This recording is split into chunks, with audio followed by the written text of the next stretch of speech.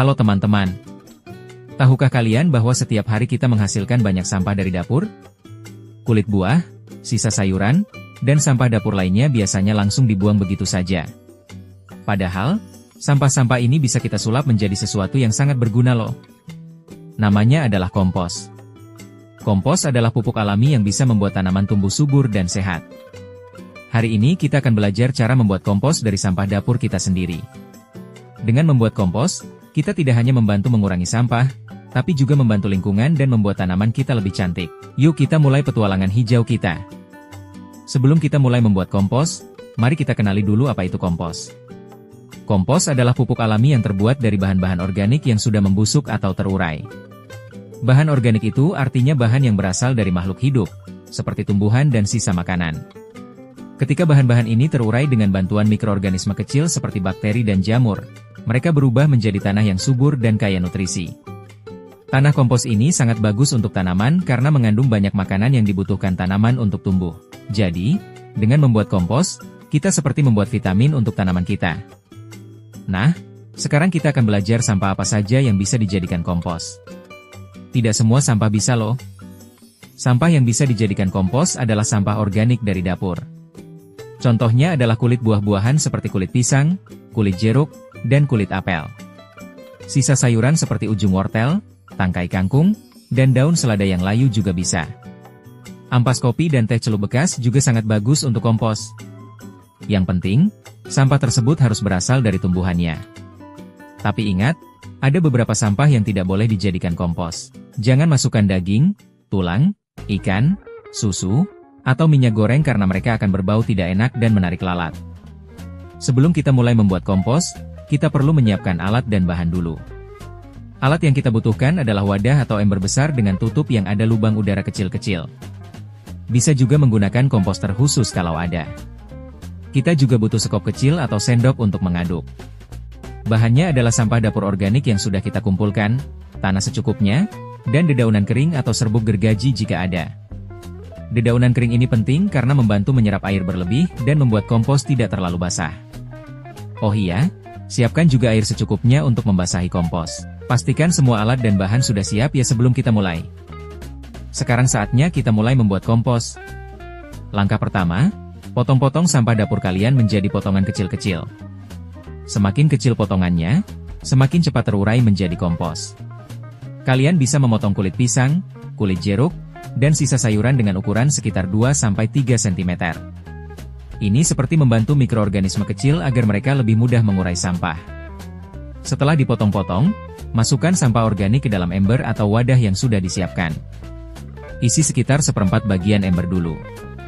Jangan langsung penuh ya, karena kita akan membuat lapisan-lapisan. Langkah kedua, taburkan tanah di atas lapisan sampah organik tadi. Tanahnya tidak perlu terlalu banyak, cukup menutupi sampah dengan ketebalan sekitar 2 jari saja. Tanah ini berguna untuk menutupi bau dan memberikan mikroorganisme yang akan membantu proses penguraian. Setelah ditaburi tanah, tambahkan dedaunan kering atau serbuk gergaji di atasnya. Dedaunan kering ini akan menyerap air berlebih dan menjaga kelembaban yang pas. Terus lakukan hal ini berulang-ulang sampai ember penuh. Jadi urutannya, sampah organik, lalu tanah, lalu dedaunan kering, lalu sampah organik lagi, dan seterusnya. Ini dinamakan sistem berlapis. Langkah ketiga, setelah ember penuh dengan lapisan-lapisan, siram dengan sedikit air. Jangan terlalu banyak ya, cukup sampai lembab saja seperti spons yang diperas. Kalau terlalu basah, kompos akan bau tidak enak. Kalau terlalu kering, proses penguraian akan lambat. Setelah disiram, tutup ember dengan rapat tetapi pastikan ada lubang-lubang kecil untuk udara.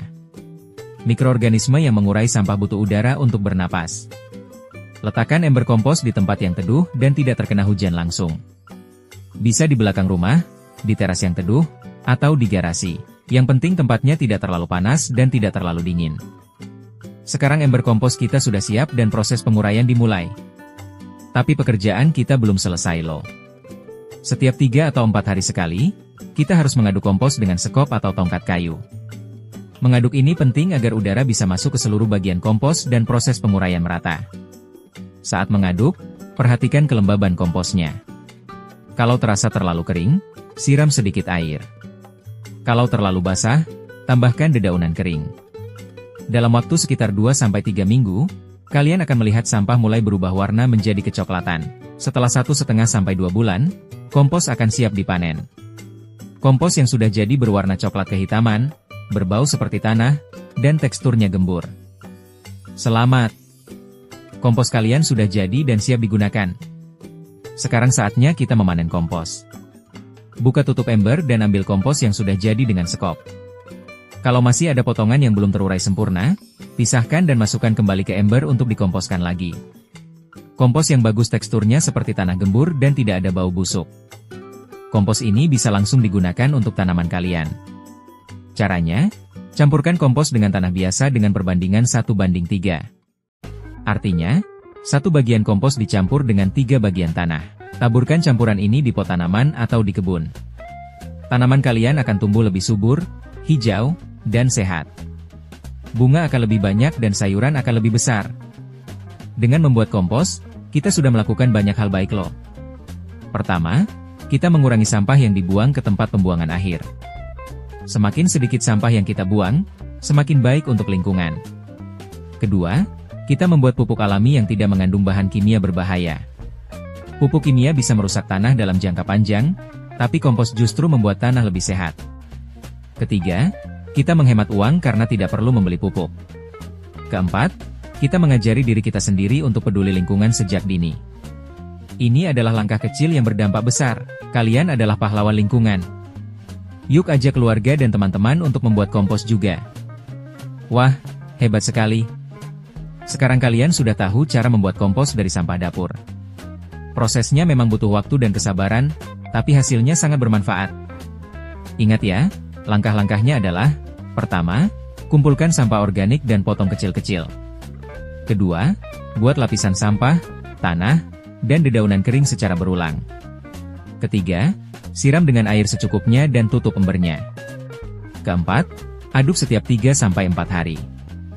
Dan dalam waktu 2 bulan, kompos kalian akan siap digunakan. Mulai sekarang, jangan buang sampah dapur begitu saja.